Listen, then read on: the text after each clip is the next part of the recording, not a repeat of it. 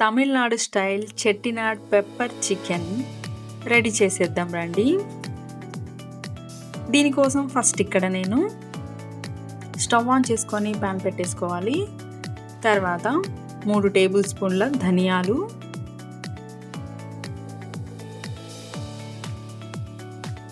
2 table స్పూన్ల జీలకర్ర, 2 table స్పూన్ల సోంపు, ఇవన్నీ లో ఫ్లేమ్లో చక్కగా వేయించుకోవాలి. 3 టేబుల్ స్పూన్ల మిరియాలు వేసుకోవాలి. నెక్స్ట్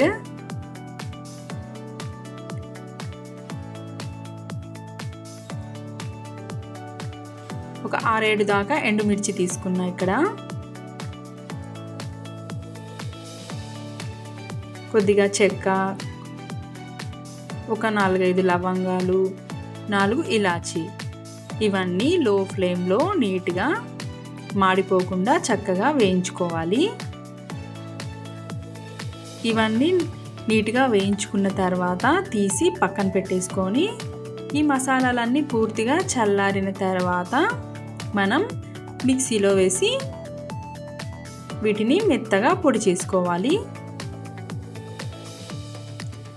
ఈ మసాలాలన్నీ ఇలా చక్కగా ఫైన్గా పొడి చేసుకోవాలి. పొడి చేసుకొని పక్కన పెట్టేసుకోవాలి. నెక్స్ట్ మనం స్టవ్ ఆన్ చేసుకొని చికెన్ ప్రిపేర్ చేసుకోవడానికి ఒక పెద్ద ప్యాన్ పెట్టేసుకొని ఆయిల్ వేసుకోవాలి. ఆయిల్ కొంచెం ఎక్కువగానే పడుతుంది. ఆయిల్ అంతా హీట్ ఎక్కిన తర్వాత 4 పెద్ద సైజ్ ఆనియన్స్ని చిన్న చిన్న ముక్కలుగా కట్ చేసేసుకొని ప్యాన్లో వేసేసుకోవాలి. ఆనియన్స్ అన్నీ నీట్గా వేయించుకోవాలి. ఆనియన్స్ కలర్ చేంజ్ అయ్యేదాకా వేయించుకోవాలి.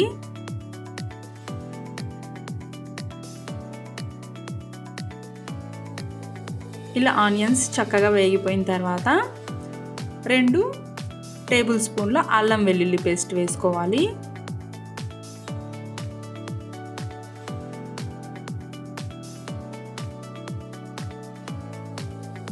అల్లం వెల్లుల్లి పేస్ట్ కూడా వేయించేసుకున్న తర్వాత 4 నుంచి 5 దాకా పెద్ద పెద్ద టమాటాలని చిన్న చిన్న ముక్కలుగా కట్ చేసుకొని ఇందులో వేసేసుకోవాలి. టమాటాలు అనేది కొంచెం మగ్గించుకోవాలి మూత పెట్టేసుకొని.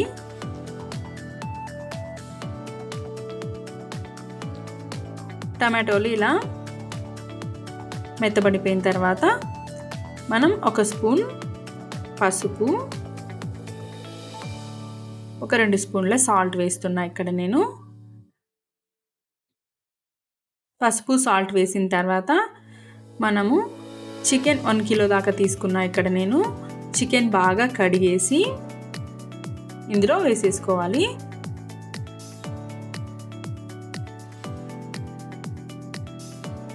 చికెన్ అంతా వేసేసిన తర్వాత కొద్దిగా వాటర్ పోసి మూత పెట్టుకొని 15 to 20 మినిట్స్ చికెన్ అంతా బాగా ఉడకనివ్వాలి.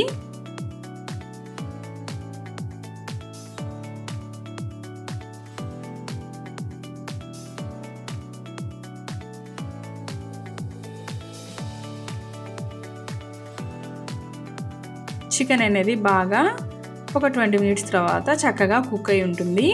ఇలా ఉడికిపోయి ఉంటుంది చికెన్ అంతా. నెక్స్ట్ మనం ముందుగా ప్రిపేర్ చేసి పెట్టుకున్నాం కదా మనం మసాలా, ధనియాలు, జీలకర్ర, మిరియాలు అన్నీ వేసి గ్రైండ్ చేసుకున్నాం కదా పొడి. ఆ పొడిని ఈ 1 కిలో చికెన్కి సరిపోయేటట్టు మనం చూసుకొని పొడిని వేసుకోవాలి.